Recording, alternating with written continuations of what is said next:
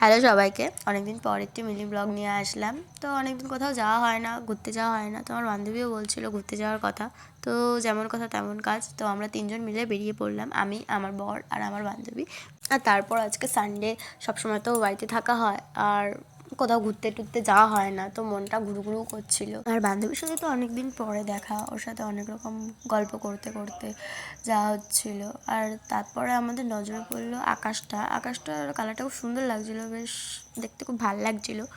রীতিমধ্যে আমরা ক্যাফে চলে এসেছি। ক্যাফেটা ছিল আমাদের 3 তলার ওপরে। তো আমরা সিঁড়ি দিয়ে যাচ্ছিলাম, আস্তে আস্তে একটা কথা বলছিল, সেটা শুনছিলাম। তো আর ওপরে এসে দেখলাম বেশ পরিবেশটা ঠিক এরকম ছিল আর খুব সুন্দর মাঝখানে সাজানো ছিল।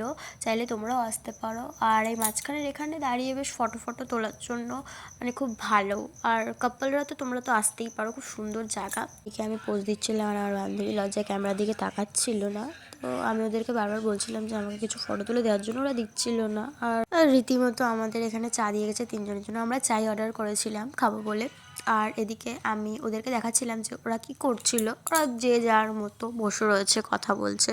আর আমি এদিকে নিজেকে দেখাচ্ছিলাম আর দেখানোর সঙ্গে সঙ্গে আর ওদিকে গান বাজছিল ক্যাফেতে। তো সেই আমি গান করছিলাম একা একা, কী করবো, পাগলের মতো, কেউ কথা বলছিল না। তারপরে আমার বরমশের সাথে কিছু ছবি তুললাম আর পোস্ট দিলাম আর কি।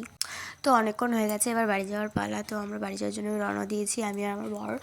আর বান্ধবী কিছু কারণবশত ও আগে চলে গেছে। তো আমার ভিডিওটি এই অবধি। ভালো লাগলে লাইক, কমেন্ট, শেয়ার এবং সাবস্ক্রাইব করে দেবেন অবশ্যই। Tata, bye bye, good night, সবাই ভালো থাকবেন।